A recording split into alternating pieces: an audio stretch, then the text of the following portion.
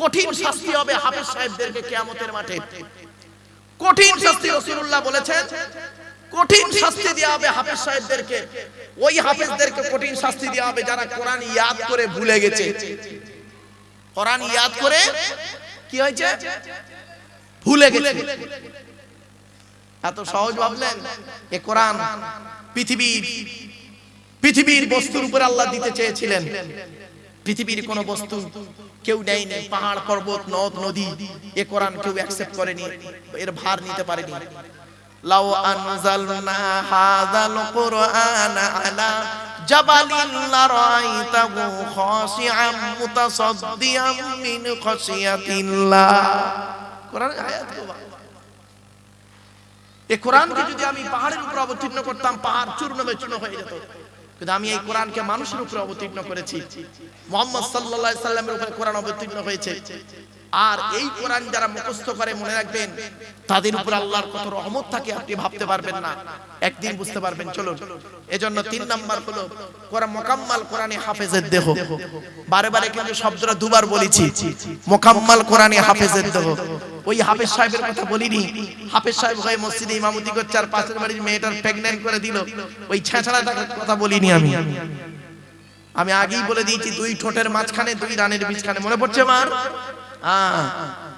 চলো, 4 নাম্বার হলো হাক্কানি আলেমের দেখো মাটি খেতে পারে না, টাটকা থাকে। 5 নাম্বার হলো মুয়াজ্জিনের দেখো 12 বছর যদি কেউ নিঃশর্তভাবে আযান দেয়, ওই দেখো মাটি খেতে পারে না, টাটকা থাকে। 6 নাম্বার হলো হালাল খানেওয়ালা মানুষের দেখো, হালাল খানেওয়ালা মানুষের দেখো মাটি খেতে পারে না, টাটকা থাকে। এজন্য মা বোন বাবাজি যুবক ভাইদের বলে যাচ্ছি, হারামের বিরিয়ানি ভাতের থেকে হালালের ডাল ভাতটাই ভালো। হারামের বিরিয়ানি ভাতের থেকে হালালের ডাল ভাতটাই ভালো। অনুরোধ করে বলে যাচ্ছি, হালাল খাবার খান। হালাল খাবার খেয়ে আপনি 2 রাকাত নামাজ পড়বেন, কবুল হয়ে যাবে। আর হারাম খাবার খেয়ে ওমরা করবেন, 10-12 হজ করবেন, ও হজ কবুল হবে না। হজে না গিয়েও হজ কবুল হয়েছে, হজে না গিয়েও হজ কবুল হয়েছে। দাঁড়ান, আমি যদি ভুলে যাই এটা মনে করিয়ে দেবেন। আগে এই কথাটা শুনে নিন। তো হযরত আমর জামুক রাদিয়াল্লাহু তাআলা আনহু আসছেন। হযরত আবু বকর সিদ্দিক রাদিয়াল্লাহু তাআলা আনহু বলছেন, ইয়া রাসূলুল্লাহ, এলাকার সবথেকে ধনী লোকটা আপনার কাছে আসছে, ওই দেখুন, ওই আসছে। নবীজি বললেন, আসতে দাও। উনি এলেন, সালাম দিলেন। নবীজি সালামের জবাব দিলেন। নবীজি বললেন, বসো। বসলেন। কিছুক্ষণ পরে উনি নবীকে একটা প্রশ্ন করলেন, শুনে নিন। আল্লাহর নবীর সাহাবীরা জীবনে নবীকে 17টা প্রশ্ন করেছেন। কটা? যতদিন বাঁচবেন এটা মনে রাখবেন, কোরআনে আছে। নবীজির সাহাবীরা নবীকে জানার জন্য, শেখার জন্য, বোঝার জন্য জীবনে কটা প্রশ্ন করেছে বললাম? 17টা। আর বাকি প্রশ্ন করেছে অমুসলিমরা।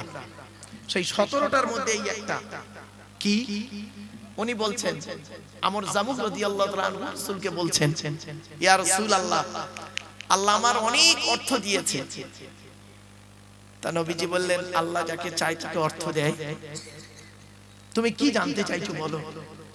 সাহাবী বললেন, ইয়া রাসূলুল্লাহ, এই টাকা পয়সাগুলো কোথায় ব্যয় করলে আল্লাহ খুশি হবেন, যদি একটু বলে দিতেন, মরে যাওয়ার আগে টাকা পয়সাগুলো আমি সেই জায়গাতে ব্যয় করে চলে যেতাম। প্রশ্নটা ভালো না খারাপ? ভালো। উনি প্রশ্নটা করে বসে আছেন, ব্যাস ওনাকে কেন্দ্র করে কোরআনের আল্লাহ জিবরাইলকে বললেন, জিবরাইল এলেন, কোরআনের এই আয়াতটা তখন নাযিল হলো ওনাকে কেন্দ্র করে। কি শুনে নিন, টাকা পয়সা কোথায় ব্যয় করবেন সর্বপ্রথম শুনে নিন। ইয়াসআলুনাকা মাযা ইউনফিকুন কুল মা আনফাকতুম মিন খায়রিন ফালিল ওয়ালিদাইনি ওয়াল আকরাবিন। 2 নম্বর পারার 12 নম্বর পৃষ্ঠা 13 নম্বর লাইন, সূরার নাম সূরা বাকারা। আল্লাহ বললেন নবী তোমাকে ওরা প্রশ্ন করছে টাকা পয়সা কোথায় ব্যয় করলে আল্লাহ খুশি হবে। কুল নবী তুমি বলে দাও মা আনফাকতুম মিন খায়রিন, সর্বপ্রথম টাকা পয়সা তোমরা তোমাদের বুড়ো বুড়ি বাম্মার পিছনে ব্যয় করবে, আল্লাহ খুশি হয়ে যাবে। কার পিছনে? বাপের ভাত দেয় না, মার ওষুধ কেনার পয়সা দেয় না, শাশুড়িকে হজে নিয়ে যাচ্ছে, উনি আবার ভালো জামাই হয়েছে। ছি ছি ছি ছি ছি ছি। আগে ভালো ছেলে হন, পরে ভালো জামাই হবেন। আর আমরা ভালো জামাই হতে পেরেছি, ভালো ছেলে হতে পারিনি। একটা ছোট্ট উদাহরণ দিই। আমার শ্বশুর লোককে কি বলে জানেন? আমার জামাই খুব ভালো। আমার শাশুড়ি লোককে কি বলে জানেন? আমার জামাই খুব ভালো। আমার জন্মদাতা বাপটা কি বলে শুনবেন? ওকে জন্ম দিয়ে পাপ করেছি। পেটে ধরা মাটা কি বলে শুনবেন? পেটে ধরে ভুল করেছি। কেন? যে মা 10 মাস 10 দিন গর্ভে ধারণ করলো, দুনিয়ার মুখটা বড় কষ্ট করে দেখালো, শীতকাল বর্ষাকাল গ্রীষ্মকাল কোনো কালকে দেখলো না, আঁচল ঢাকা দিয়ে নিয়ে রাখলো, সেই মাকে তুমি কার মাধ্যমে কি কারণে তুমি সেই বাম্মাকে কাঁদালে? সেই বাম্মার তোমার দিকে এই ভালোবাসার নজরে তাকায় না? শুনে নিন, 75 বছরের বুড়ো বাপটা যদি 50 বছরের ছেলেকে একবার আব্বা বলে ডাকে, মনে রাখবেন 75 বছরের বুড়ো বাপের আব্বা ডাকটা হলো আল্লাহর রহমতের আরশে আজিমের ডাক। বাস্তব কথা বললাম, কথাটা শুনতে হয়তো খারাপ লাগছে, অতি বাস্তব কথা। এই কোরআনে আছে আল্লাহর নবীদের পরই স্থান হলো বাপ আর মায়ের। আর এই কোরআনে আছে বাপ আর মায়ের সেবা যত্নের কথা আছে 16 জায়গায়। কত কত 16টা জায়গায় শুধু আল্লাহ বলেছেন বাম্মার সেবা যত্ন করো। তুমি বাম্মার সেবা যত্ন করো নাই। এই আয়াত যখন নাজিল হয়ে গেল, একজন ব্যক্তি উঠে দাঁড়িয়ে বলছে, ইয়া রাসূলুল্লাহ, আমি যুদ্ধের ময়দানে গিয়েছিলাম, এসে দেখছি আমার মা মারা গেছে, এখন আমি কি করব? আল্লাহর নবী বললেন তুমি তোমার মায়ের জন্য দুটো কাজ করবে। এক নাম্বার, তুমি তোমার মায়ের জন্য রুহে মাগফিরাতের দোয়া চাইবে, যেন তোমার মাকে আল্লাহ পাক জনমের মতো ক্ষমা করে দেয়। 2 নাম্বার হলো তুমি তোমার মায়ের জন্য দান খয়রাত করবে, তোমার মা যেন কবরে শুয়ে শুয়ে সওয়াব পায়। আর একজন ব্যক্তি উঠে দাঁড়িয়ে বলছেন, ইয়া রাসূলুল্লাহ, ইয়া হাবিবাল্লাহ, হুজুর, আমার বাপও নেই মাও নেই, দুজনেই অন্ধকার নীরব নগরে চলে গেছেন। আল্লাহর নবী বললেন তুমি কি করবে শুনে নাও। মান যারা কবরা আবাওয়াইহি আও মাগদিহিমা ফি কুল্লি জুমআতিন গুফিরা লাহু ওয়া কুতিবা লাহু বারাআ। নবী বলেন জুম্মার দিনে যদি কোনো ছেলে তার বাপ আর মায়ের কবরটা একবার জিয়ারত করে, ওই ছেলের দোয়ার ওসিলায় বাম্মার কবরটাকে আল্লাহ পাক আলোয় আলোকিত করে দেয়। মাসে যদি 4টে শুক্রবার হয়, বছরে 4 12 48, 8 বার যান আপনি। আবার শবে বরাতে রাতে শুধু বাপের কবরের ধারে যান তো, আপনি তো এইরকম সন্তান। তা আপনি মনে রাখবেন, আপনি মরে গেলে আপনার ছেলে আপনার কবরের ধারে যাবে, আশা করলেন কি করে? আপনি আপনার বাপের নামে দান খয়রাত করেননি, আপনি আপনার বাপের কবর জিয়ারত করেননি, আর আপনি মরে গেলে আপনার ছেলে আপনার নামে দান খয়রাত করবে, আপনি এই আশা করলেন কোন লজ্জায়? বিবেককে প্রশ্ন করুন। হজে যাবেন?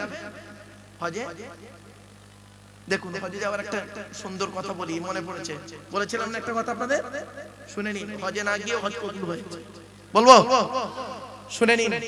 লোকটার নাম হলো আব্দুল্লাহ ইবনে মুবারক রাহমাতুল্লাহ আলাইহি। কি বললাম? জোরে বলুন। আব্দুল্লাহ ইবনে মুবারক। শুনে নিন, এই মা বোনেরা ভালো করে শুনে নিন। লোকটার নাম হলো আব্দুল্লাহ ইবনে মুবারক রাহমাতুল্লাহ আলাইহি। সেই জামানায়, ওনার জামানায় উনি ছিলেন সবথেকে বড় আলেম আর বড় আল্লাহওয়ালা মানুষ। আব্দুল্লাহ ইবনে মুবারক রাহমাতুল্লাহ আলাইহি উনি হজে যাবেন, ওনার বন্ধুও হজে যাবেন, 2 বন্ধু একসঙ্গে হজে যাবেন। এমত অবস্থায় করেছেন কি, সব কমপ্লিট, হজে যাবেন। কয়েকদিন আগের ঘটনা, ওনার ছোট ছেলেটা বাড়ি আসছেন কাঁদতে কাঁদতে। উনি ছেলেকে জিজ্ঞাসা করছে, আব্বা তুমি কাঁদো কেন? বাচ্চা ছেলেটি বলছে, আব্বা গ্রামে একটা লোক বাড়িতে গোস্ত রান্না করে খাচ্ছে, আমি তার বাড়িতে গিয়ে একটু গোস্ত চাইলাম, আমাকে দিল না, আমাকে রাগ করে ভৎসনা করে তাড়িয়ে দিল, তাই কাঁদছি। আব্দুল্লাহ ইবনে মুবারক রাহমাতুল্লাহ আলাইহি মনে করলেন, না জানি হয়তো লোকটার সঙ্গে আমার কোনো দুশমনি ছিল, লোকটা আমার প্রতি কোনো রাগ আছে, সেজন্য রাগটা আমার প্রতি তুলতে না পেরে আমার বাচ্চার প্রতি তুলেছে। যাই, হজে যাওয়ার আগে তার কাছে একটু ক্ষমা চেয়ে আসি। ছেলেটার হাতটা ধরে লোকটার বাড়িতে গেছে, দরজা বন্ধ, বালা নাড়া দিয়েছে। লোকটা ভেতর থেকে দরজা খুললো, খুলেই দেখছে জামানার সব থেকে বড় আলেম আব্দুল্লাহ ইবনে মুবারক আমার দরে হাজির। আসসালামু আলাইকুম হুজুর, আসুন আসুন আসুন, ভেতরে আসুন। বলছে, না বাবা আমি ভেতরে যাব না বাবা, তোমাকে একটা কথা জিজ্ঞাসা করব। বলছে, কি হুজুর বলুন। এই বাচ্চাটা আমার বাচ্চা তুমি জানো? বলছে, জি হুজুর জানি তো আপনার বাচ্চা, জানি আমি। তুমি বাড়িতে আজকে গোস্ত রান্না করে খাচ্ছ? জি হুজুর, গোস্ত রান্না করে বাচ্চাদের নিয়ে খাচ্ছি। তা আমার এই বাচ্চাটা তোমার কাছে একটু গোস্ত চেয়েছিল? বলছে, জি। তা বাবা তুমি তাকে গোস্ত না দিয়ে ভৎসনা করে একটু রাগ করেছো? বলছে, জি হুজুর। কেন বাবা, একটা বাচ্চা ছেলেকে একটু গোস্ত দিলে কি ক্ষতি ছিল? তখন লোকটা মাথাটা হেঁট করে, মাথাটা যখন তুলেছে না, দুটো চোখ থেকে অঝর নয়নে পানি ঝরছে। তো বলছে, বাবা কাঁদছো কেন? লোকটা কাঁদতে কাঁদতে বলছে, হুজুর আজ 3 দিন হলো আমার বাড়িতে রান্না হয়নি, চুলো জ্বলে না, আমার বাচ্চারা সব অনাহারে আছে। আজ সকালবেলা কাজে গিয়েছিলাম, দুপুর হয়ে গেছে, কোনো কাজ পাইনি, কিছু পয়সা ইনকাম হয়নি। বাড়িতে আসার সময় ভাবছি কলিজার টুকরা বাচ্চাগুলোর মুখের পানে আমি, মুখের সামনে আমি কিভাবে দাঁড়াবো? আমি একটা বাপ হয়ে বাড়িতে আসার পথে রাস্তার ধারে দেখি একটা মরা প্রাণী, মরা হালাল প্রাণী, মরা হালাল প্রাণী পড়ে আছে। আমি চারিদিকে দেখলাম, কাউকে দেখতে পাইনি। ছুরি দিয়ে ওই মরা হালাল প্রাণীর গোশত কেটে নিলাম, কেটে নিয়ে বাড়িতে এসে রান্না করে খাচ্ছি। মরা হালাল প্রাণীর গোশত আমার জন্য হালাল, কিন্তু আপনার বাচ্চার জন্য হারাম। কিছু বুঝতে পারছেন? আয়াতটা দি, ইন্নামা হাররামা আলাইকুমুল মাইতাতা ওয়াদ-দামা ওয়া লাহমাল খিনজির ওয়া মা উহিল্লা বিহি লিগাইরিল্লাহ ফামানিত্তুররা গায়রা বাগিন ওয়ালা আদিন ফালা ইসমা আলাইহি। আল্লাহ বলছে, সহজ কথা বলছি, মদ, এই শুকরের মাংস, রক্ত, মৃত, আল্লাহ ছাড়া অন্যের নামে যেটা উৎসর্গ হয়েছে, এই 4টে বস্তু তোমাদের জন্য হারাম। তবে এমন একটা জায়গায় গিয়েছো, এমন পরিস্থিতির মধ্যে পড়েছো যেখানে ওইটা ছাড়া তোমার কোনো উপায় নেই, তখন তুমি খাবে, আমি আল্লাহ কোনো গুনাহ লিখবো না। তো হুজুর আমি তো একজন অসহায়, আমার কিছু নেই, তাই আমি মরা হালাল প্রাণীর গোশত কেটে নিয়ে রান্না করে খাচ্ছিলাম, এমত অবস্থায় দেখি আপনার বাচ্চাটা আমার ধরে এসে হাজির। এখন আমি চিন্তা করলাম, এই মরা হালাল প্রাণীর গোশত আমার জন্য হালাল, আমার বাচ্চাদের জন্য হালাল, আপনি তো হাজি মানুষ, হজ করতে যাবেন, আপনার জন্য, আপনার বাচ্চার জন্য তো হারাম। আমি জেনে শুনে কি করে হুজুর এই হারাম গোশত আপনার বাচ্চার জন্য হারাম, এটা কি করে দিতে পারি আপনার বাচ্চাকে বলুন? তো হুজুর আপনার বাচ্চাকে এই মরা প্রাণীর গোশত না দিয়ে যদি বড় অপরাধ করে থাকি, আল্লাহর রাস্তায় আপনি আমায় মাফ করে দিন। হযরত আব্দুল্লাহ ইবনে মুবারক রাহমাতুল্লাহ আলাইহি ঝরঝর করে কাঁদছে, চোখটা মুছে নিয়ে বলছে, বাবা দাঁড়াও আমি আসছি, তুমি দাঁড়াও আমি আসছি। সোজা বাড়ি গেলেন, বাড়িতে গিয়ে হজে যাওয়ার সমস্ত টাকাগুলো নিয়ে লোকটাকে দিয়ে বললেন, বাবা আমি এবছর হজে যাব ভেবেছিলাম, এই হজে যাওয়ার টাকাগুলো বাবা আমি তোমাকে সব দিয়ে দিলাম, তুমি ছেলে মেয়েকে নিয়ে খাও, ব্যবসা বাণিজ্য করো, আমার জন্য একটু দোয়া করো। উনি এবছর হজে গেলেন না, ওনার বন্ধু হজে চলে গেছেন, ওনার বন্ধু হজ থেকে বাড়ি ফিরেছেন, বাড়ি ফিরে সোজা আব্দুল্লাহ ইবনে মুবারকের বাড়িতে এসেছে। আব্দুল্লাহ ইবনে মুবারকের বাড়িতে এসে সালাম দিয়ে বলছে, আসসালামু আলাইকুম। ওয়া আলাইকুম আসসালাম। বন্ধু আব্দুল্লাহ ইবনে মুবারককে জিজ্ঞাসা করছে, বন্ধু আপনি হজ থেকে কবে ফিরলেন? মানে আব্দুল্লাহ ইবনে মুবারককে বলছে আপনি হজ থেকে কবে ফিরলেন? তো আব্দুল্লাহ ইবনে মুবারক রাহমাতুল্লাহ আলাইহি বলছে বন্ধু কিছু মনে করবেন না, আমি এবছর তো হজে যাইনি, আমার হজের টাকাটা একটা গরিব লোককে দান করে দিয়েছি ভাই, এবছর হজে যেতে পারিনি। তখন বন্ধু বলছে ভাই আমার সঙ্গে কেন মিথ্যা কথা বলছেন ভাই আমার? বলছে আল্লাহর কসম করে বলছে আমি হজে যাইনি। তখন ওই বন্ধু কাঁদতে কাঁদতে বলছে আল্লাহর কসম করে বলছি আমি হজে গিয়ে যখন কাবা শরীফ তওয়াফ করছি আমি দেখতে পাচ্ছি নিজে চোখে আমার আগে আগে আপনি কাবা শরীফ তওয়াফ করছেন। শুধু তাই নয়, আমি দূর থেকে দেখতে পাচ্ছি যখন আপনি হজরে আসওয়াদে চুমা দিচ্ছেন, আমি দূর থেকে দেখতে পাচ্ছি আমার আগে আগে আপনিও চুমা দিয়ে ফিরছেন। রাসূলের রওজা মুবারকে যখন গিয়ে সালাম দিচ্ছি আমি দূর থেকে দেখতে পাচ্ছি আপনি আমার আগে আগে সালাম দিয়ে বেরিয়ে যাচ্ছেন।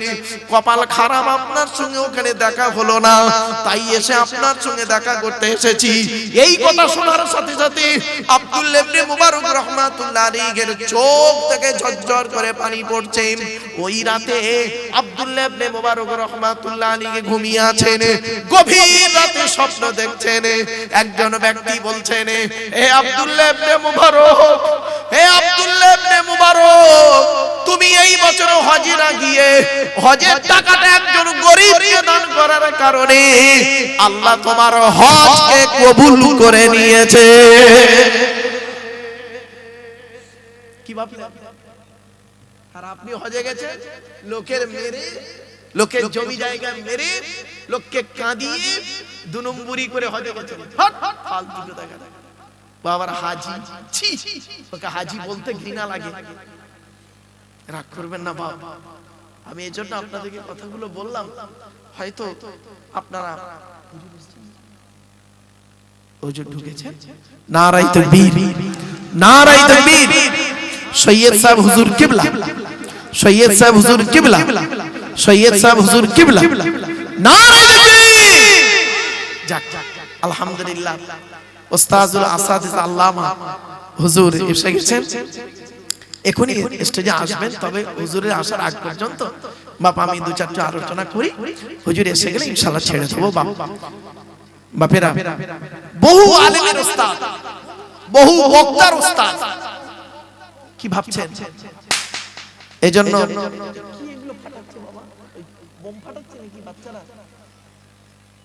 ও চলে আমার বাপেরা, এজন্য আপনাদেরকে বলি, এতক্ষণ আপনাদেরকে আলোচনা করছিলাম কি কোরআনের পরিচয় দিচ্ছিলাম, তাই তো নাকি? আরে ভাই বলুন না, কোরআন যার উপরে নাযিল হয়ে যায় তার নাম কি? আমাদের নবী, আখিরি নবী মুহাম্মদ সাল্লাল্লাহু আলাইহি সাল্লাম, তার পরিচয়টা কি? আগে আপনাদের বলে নি, নবী হতে গেলে কটা শর্ত বলেছিলাম, ভুলে গেছে? আল্লাহর পরিচয় কটা বলেছিলাম, নবীদের পরিচয় কটা বলেছিলাম? তিনটে। কি কি? এক নাম্বার, যিনি নবী হবেন তার চরিত্র উত্তম হতে হবে। দুই নাম্বার, যিনি নবী হবেন তার উপরে আল্লাহর তরফ থেকে ওহী নাযিল হতে হবে। তিন নাম্বার, যিনি নবী হবেন তার দ্বারা অলৌকিক ঘটনা ঘটতে হবে। একটা হোক বা 50টা হোক, পৃথিবীতে যত নবী এসেছেন প্রত্যেক নবীর মাধ্যমে আল্লাহ পাক 1 থেকে 50টার ভিতরে মুজিজা দিয়েছেন। আমার নবী, বিশ্ব নবী, কুল কায়নাতের রাসূল, রাহমাতুল লিল আলামিন মুহাম্মদ সাল্লাল্লাহু আলাইহি সাল্লামের মাধ্যমে আল্লাহ পাক 1000এরও বেশি মুজিজা দিয়েছেন। তার মধ্যে সর্বশ্রেষ্ঠ হলো কোরআনুল মাজিদ। 1000 মুজিজা কটা জানেন? 3-4টা তো খুব বেশি হলে 20টা বলতে পারবেন, তার বেশি পারবেন না। খুব বেশি হলে 50টা। চলো এখন আমাদের নবীর পরিচয়টা একটু জেনে নিন। আমাদের নবীর নাম মুহাম্মদ সাল্লাল্লাহু আলাইহি ওয়াসাল্লাম, তাই তো নাকি? নবী কোন বংশে জন্মগ্রহণ করেছেন? কোন বংশে? কুরাইশ। কার নাম কুরাইশ? তবে পরিচয়টা আপনাদের দেব, সুবহানাল্লাহটা জোরে বলতে হবে, পারবেন তো? হ্যাঁ চলুন, কোন বংশ বললেন? মুহাম্মাদের বাপের নাম আব্দুল্লাহ, আব্দুল্লাহর বাপের নাম আব্দুল মুত্তালিব, আব্দুল মুত্তালিবের বাপের নাম আব্দে মান্নাফ, আব্দে মান্নাফের বাপের নাম হাশিম, হাশিমের বাপের নাম কুসাই, কুসাইয়ের বাপের নাম কিলাব, কিলাবের বাপের নাম মুররা, মুরার বাপের নাম লুবাই, লুবাইয়ের বাপের নাম কাব, কাবের বাপের নাম গালিব, গালিবের বাপের নাম ফিগির, ফিগির থেকে কুরাইশ বংশ এসেছে। নবীর বাপের নাম আব্দুল্লাহ, মায়ের নাম আমিনা, দাদার নাম আব্দুল মুত্তালিব, দাদির নামটা কি? নেতিলা বিনতে খব্বাব ব্রাকেটে ফাতেমা, কেউ বলেছেন সামিরা।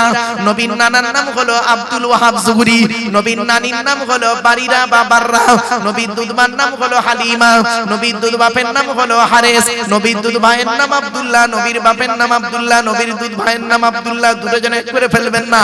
নবীর জন্ম 570 খ্রিস্টাব্দে। ইংরেজি কি মাস ছিল? 29 আগস্ট। আরবি মাস ছিল রবিউল আউয়াল মাস 12 তারিখ, মতান্তরে 9 তারিখ।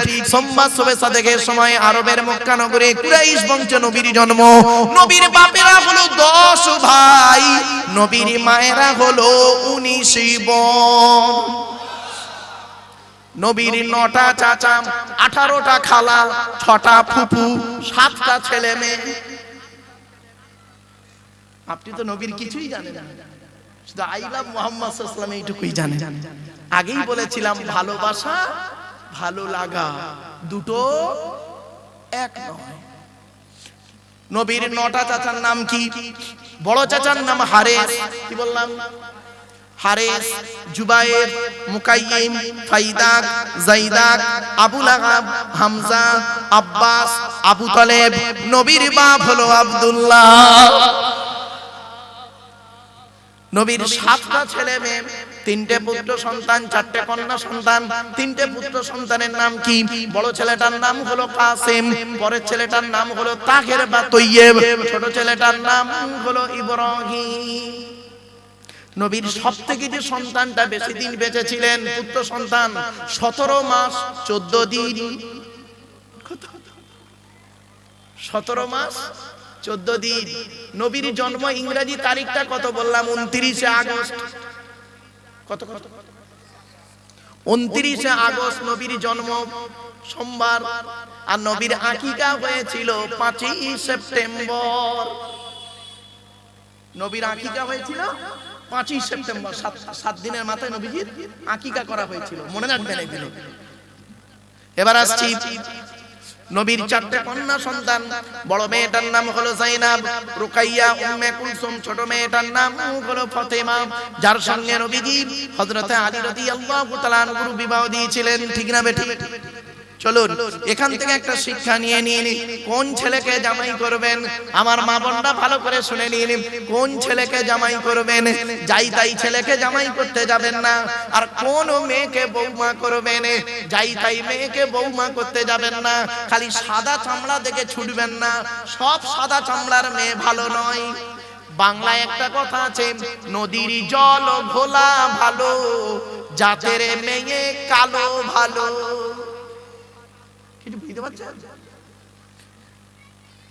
কোন ছেলেকে জামাই করবেন? কমসে কম যে ছেলের মধ্যে 2টো গুণ পাবেন। কটা কটা কটা?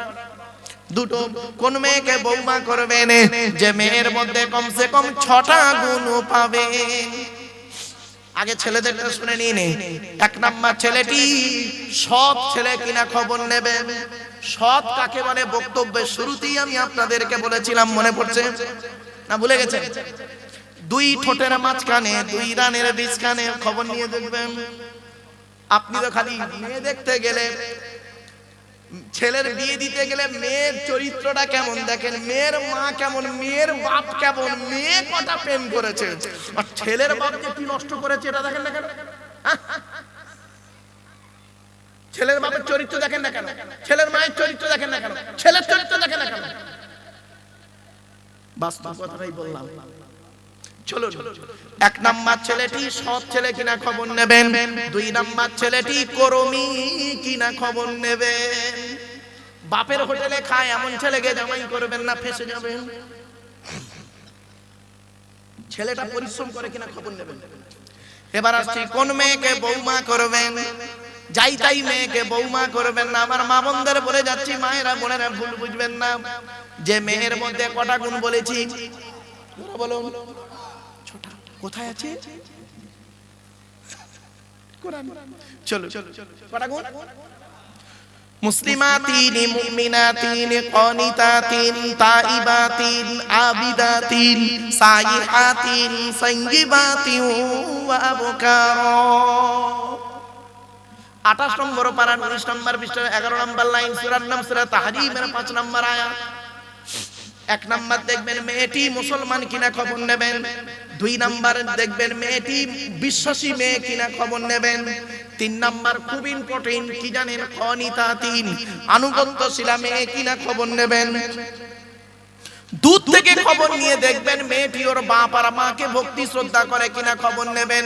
দূর থেকে খবর নিয়ে সঠিক তথ্য যদি পেয়ে যান মেয়েটি ওর বাপ আর মাকে ভক্তি শ্রদ্ধা করে না, খবরদার ও যত বড় পীর সাহেব মজুমনি সাহেবের মেয়ে হোক আর মাস্টার ডাক্তার ইঞ্জিনিয়ার প্রফেসর হোক আর যত শিক্ষিতা মেয়ে হোক, খবরদার ওই মেয়েকে জীবনে কোনোদিন বৌমা করবেন না।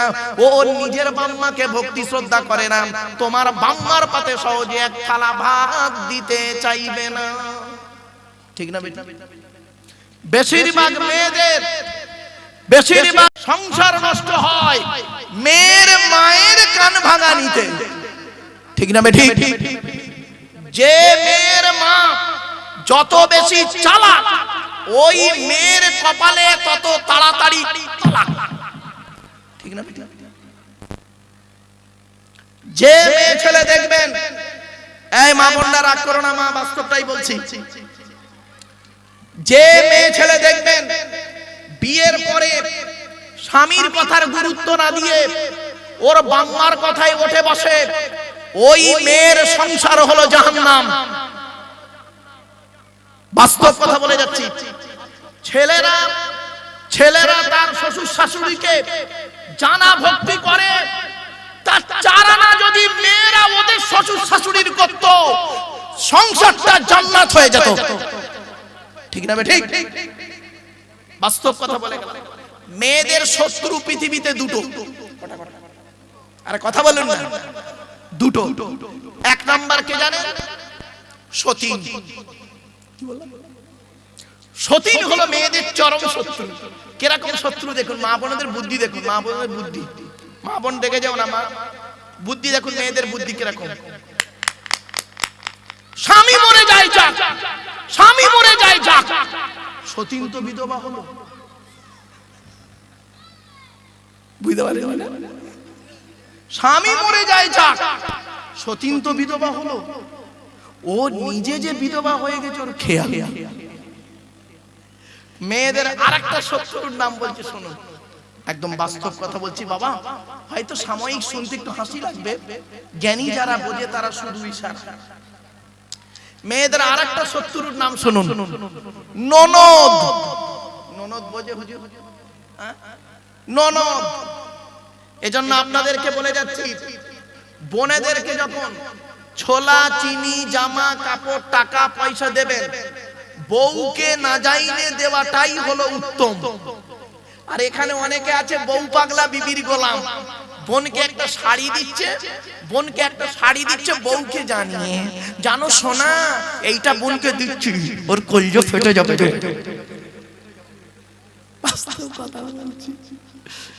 আচ্ছা কেনই বা আপনারা বইয়ের অনুমতি নেবেন না বলুন? অবশ্যই বইয়ের অনুমতি নিতে হবে, অবশ্যই নিতে হবে আপনাদের বইয়ের অনুমতি। কেন নেবেন বলবো বলবো। মনে আছে আপনাদের বাসর রাতে ফুলসজ্জার ঘরে গভীর রাতে একা একা বইয়ের ঘরে যখন ঢুকেছিলেন, মনে মনে কি বলেছিলেন? 50,000 টাকা ইয়াম্মা গাড়ি 5 ভরি সোনার বিনিময়ে আজ থেকে তোমার বাপের কেনা চাকর গোলাম হইয়া গেলাম, তুমি যাহাই বলিবে তাহাই শুনিব, গন্ডগোল যদি করি মারিতে দ্বিধাবোধ করিবে না, তোমার বিরুদ্ধে যদি কোনোদিন কোনো গন্ডগোল করিয়া থাকি হাড়োয়া তারাই বজুরির যতনে কেস দিয়া বাপ আর মাকে জেল খাটাইয়া লকাবে ঢুকাইয়া আমারে পেটাই দেবে। আমাদের হুজুর হাসছে দেখে, আরে ওই বাচ্চাগুলো হাসতেছে, ওরাও বুঝতে পারছে। আরে বললে হবে সব কি নরমালের বাচ্চা, সব সিজারের বাচ্চা, বহুত চাচা। চলেন বাবাজি, রাগ করবেন না বাপ, বাস্তব কথা বললাম, কথাটা শুনতে হয়তো হাসি লাগলো, বাড়িতে গিয়ে ভাববেন। আল্লাহর নবী একদিন, শুনে নিন, আল্লাহর নবী একদিন সাহাবীদেরকে বললেন, তোমাদের বাড়িতে কয় শ্রেণীর মেয়ে ছেলে আছে গো? সাহাবীরা বললেন, ইয়া রাসূলুল্লাহ, আমাদের বাড়িতে 4 শ্রেণীর মেয়ে ছেলে আছে। কয় শ্রেণী? 4 শ্রেণীর মেয়ে ছেলে। কে কে? মা, বোন, মেয়ে, বউ। মা, বোন, মেয়ে, বউ। নবীজি বললেন তোমরা কি করে বুঝবে এই চার শ্রেণীর মেয়ে ছেলে জান্নাতি না জাহান্নামী? মারাত্মক প্রশ্ন। মা বোনেরা শুনে নিন, সাহাবীরা পুরো চুপ। জান্নাতি না জাহান্নামী বলবো কি করে, সম্ভব? আল্লাহর নবী বললেন যে সমস্ত মেয়েদের মধ্যে কমসে কম 6টা অভ্যাস থাকবে। কটা? আমার মা বোনেরা শুনে নিন, রাসূলুল্লাহ বললেন যে সমস্ত মেয়েদের মধ্যে কমসে কম 6টা অভ্যাস থাকবে, ওই মেয়ে ছেলে যত নামাজ পড়ুক, রোজা রাখুক, হজ করুক, ওই মেয়ে ছেলে হবে জাহান্নামী। আজকে শুনে যান, বাড়িতে গিয়ে দেখবেন আপনার মা, বোন, মেয়ে, বউ চারজনের মধ্যে এই 6টার একটা আছে কিনা। যদি থাকে বুঝে নেবেন আমার মা যত তাহাজ্জুদ পড়ুক, রোজা রাখুক, হজ করুক, জাহান্নামী। আমি বলি নবীজির কথাটাকে আমি আপনাদের কাছে মাতৃভাষায় তুলে ধরছি, ট্রান্সলেটরের কাজ করছি। 1 নাম্বার নবীজি বললেন, ও আমার সাহাবীরা, যখন তোমরা দেখবে যে মেয়ে ছেলে স্বামীর সঙ্গে যখন কথা বলে, মেজাজ দিয়ে কথা বলে, ওই নারী যত নামাজ পড়ুক, রোজা রাখুক, ওই নারী হলো জাহান্নামী। অনেক মা বোন আছে দেখবেন পাড়ার লোকের সঙ্গে কথা বলে মিষ্টি ভাষায়, কিন্তু স্বামীর সঙ্গে যখন কথা বলে মেজাজ দিয়ে কথা বলে। এটা আপনার মায়ের মধ্যে এই অভ্যাস থাকতে পারে, মেয়ের মধ্যে, বউয়ের মধ্যে, বোনের মধ্যে থাকতে পারে। যতই হোক না কেন, যতই কাই করুক না কেন, আপনার মা, বোন, মেয়ে, বউ এই অভ্যাসে যদি থাকে জাহান্নামী। রাসূলুল্লাহ বললেন ওই নারীর প্রতি আল্লাহর গজব পড়বে যে নারী তার স্বামীর সঙ্গে যখন কথা বলে মেজাজ দিয়ে কথা বলবে। 2 নাম্বার নবীজি বললেন ওই নারীর প্রতি আল্লাহর গজব পড়বে যে নারী স্বামীর দুর্নাম বদনাম অন্যের কাছে করে বেড়ায়। 3 নাম্বারে নবী বললেন ওই নারী নামাজ পড়ে, রোজা রেখে, হজ করে জাহান্নামে যাবে যে নারী স্বামী থাকতে অন্য পুরুষের সঙ্গে পরকীয়ায় লিপ্ত হয়। অনেক মেয়ে ছেলের স্বামী বিদেশে গেছে বা কলকাতায় কাজে গেছে, মেয়ে বউ করছে কি অন্য পুরুষের সঙ্গে পরকীয়ায় লিপ্ত। 4 নাম্বার নবীজি বললেন ওই মেয়ে ছেলে জাহান্নামে যাবে নামাজ পড়ে, রোজা রেখে। যে মেয়ে ছেলে বিনা কারণে স্বামীর বিছানা ছেড়ে দিয়ে অন্য বিছানায় রাত কাটায়। কি ভাবছেন? এই ধরনের মেয়েদের বয়স হলো 45, 50, 55, 60, 70, 75। 50 বছরের বুড়িটা 55 বছরের স্বামীর পাশে আর ঘুমায় না। বুড়ি কি করে জানেন? বুড়োর শরীর খারাপ, হার্টের রোগী, সুগারের রোগী, প্রেসারের রোগী, স্ট্রোক রোগী, কখনো মরে কখনো বাঁচে, খবর নেই। বুড়ি করে কি জানেন? ছোট ছেলের ঘরে ঘুমায়, খাটের উপরে ঘুমায়, নাতিটাকে নিয়ে ঘুমায়, তাহাজ্জুদের নামাজ পড়ে, কোরআন তেলাওয়াত করে, তাসবিহ টানে। ওর কোরআন তেলাওয়াত তাসবিহ কিছুই কবুল করবে না আল্লাহ, স্বামী যদি নারাজ থাকে। একজন পুরুষ 4 জনকে খুশি করলে জান্নাতি। হে পুরুষ, তুমি তোমার রব আল্লাহকে খুশি করো, অর্থাৎ কোরআন মোতাবেক জীবন যাপন করো। হে পুরুষ, তুমি তোমার নবীকে খুশি করো, নবীর হাদিস মোতাবেক, সুন্নাহ মোতাবেক জীবন যাপন করো। হে পুরুষ, তুমি তোমার জন্মদাতা বাপকে খুশি করো। হে পুরুষ, পেটে ধরা মাকে খুশি করো। একজন পুরুষ যদি 4 জনকে খুশি করতে পারে সে জান্নাতি, জান্নাতি, জান্নাতি। একজন নারী 3 জনকে খুশি করলে জান্নাতি। হে নারী, তুমি তোমার রব আল্লাহকে খুশি করো, অর্থাৎ কোরআন মোতাবেক জীবন যাপন করো। কোরআন মোতাবেক জীবন যাপন করো। কোরআনে নারীর যেভাবে পোশাক পরতে বলা হয় যে সেইভাবে পোশাক তুমি নারী পরো। মেয়েদের 5 রকম পোশাক পরা হারাম। কিতাবুল লিবাসের হাদিস বলবো, আমার বাবার কথা নয়।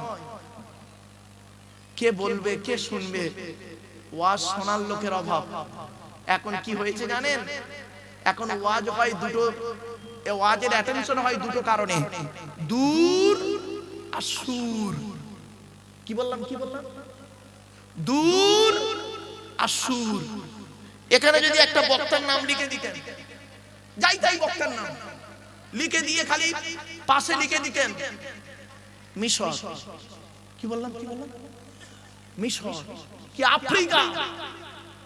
সে দেখা যাচ্ছে আফ্রিকায় ছাগল চড়ায়, আলেম নয়, ছাগল চড়ায়। ওই আফ্রিকা নাম শুনেছেন? প্যান্ডেল ভর্তি, দূর। আর একটা কি বলুন সুর। এই দূর আর সুরের দিকে না তাকিয়ে কোরআন হাদিস সুন্নাহর মোতাবেক ইজমা কিয়াসের দিকে ফিরে আসুন।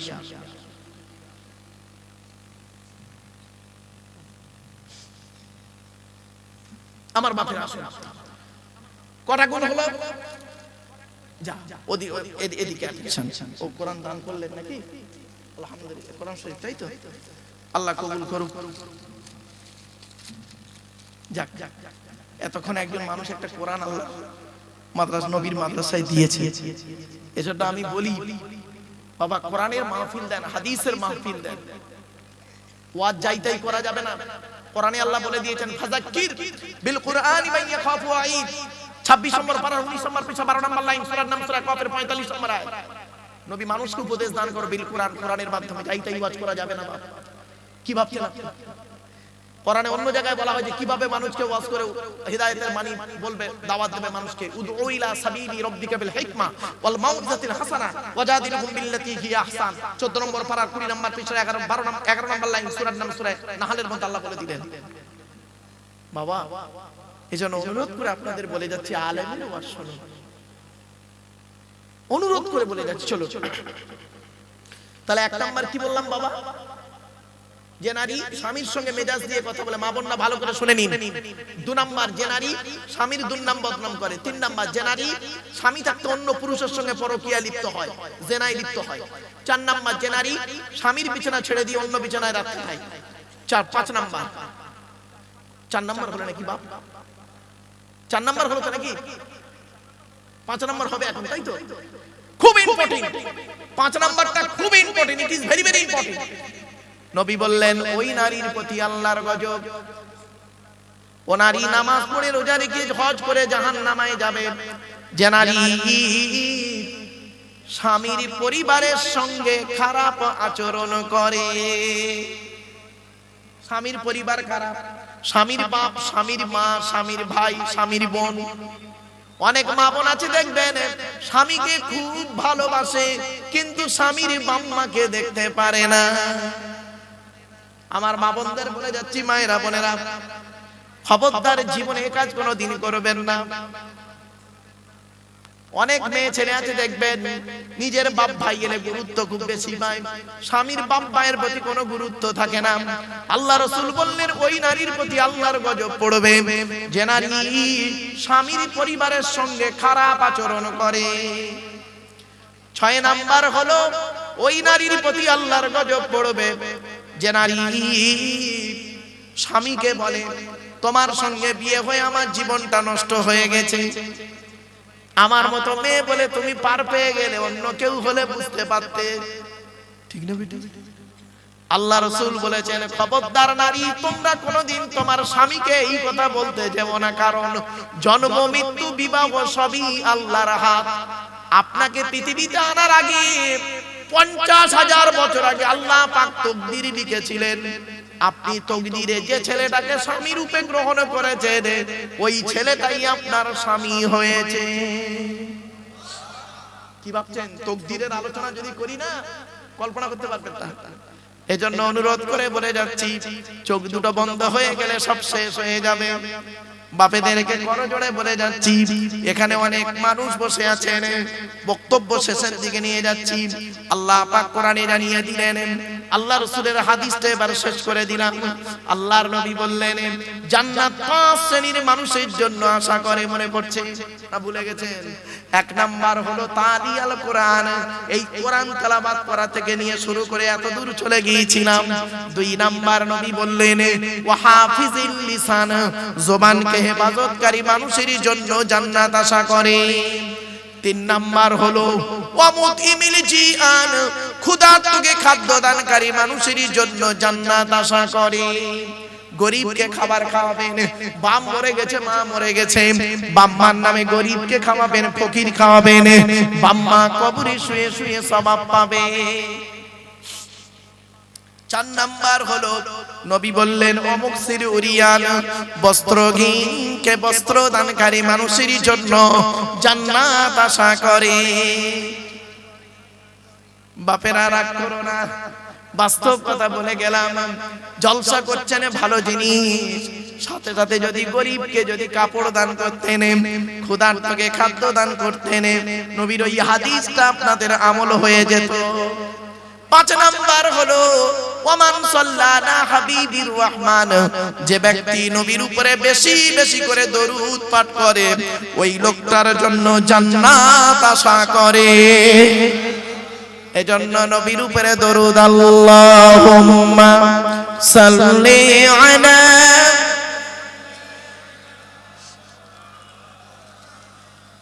ওয়া আলা আলি সাইয়্যিদিনা। এই পৃথিবী শুরু হয়েছে একদিন, এই পৃথিবী ধ্বংস হবে একদিন, ঠিক না বেঠিক? আরে ভাই বলুন না। আল্লাহর কোরআন জানিয়ে দিয়েছে কবে হবে বান্দা, তোরা কেউ জানিস না।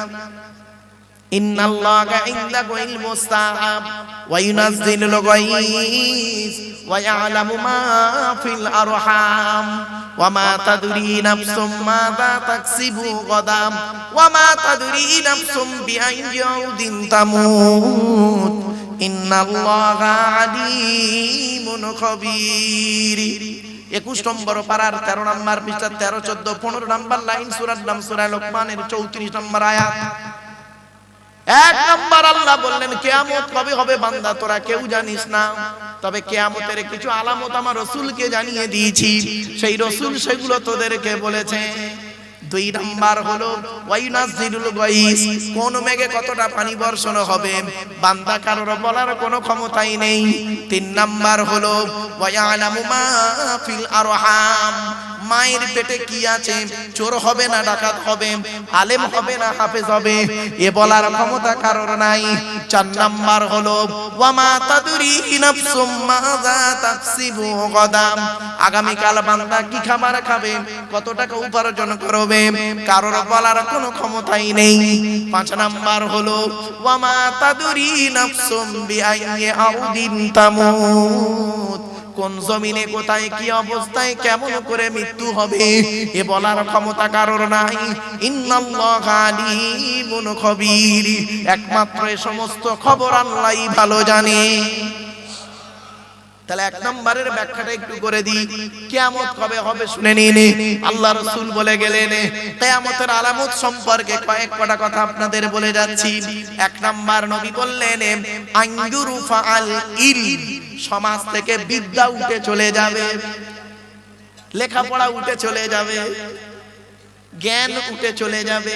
এখন আপনাদের মনে হচ্ছে বাস্তবের সঙ্গে নবীর হাদিসটা তো মিল হলো না, কারণ এখন তো শিক্ষার উন্নতি হয়েছে না বাবা। শুনে রেখে দিন, বাস্তব কথা আপনাদের বলে গেলাম। রাসূলের হাদিস, আল্লাহ রাসূল বলতে চাইলেন কি, ছোট্ট উদাহরণ দিয়ে দিলি বুঝতে পারবেন। মাধ্যমিক, উচ্চ মাধ্যমিক, বিএ পাস, এমএ পাস, আলেম হাফেজ, মাস্টার, ডাক্তার, ইঞ্জিনিয়ার, প্রফেসর বেড়ে গেছে, বুড়ো বুড়ি মাম্মার অনেকে ভাতও দেয় না, খবরও নেয় না, ঠিক না বেটা?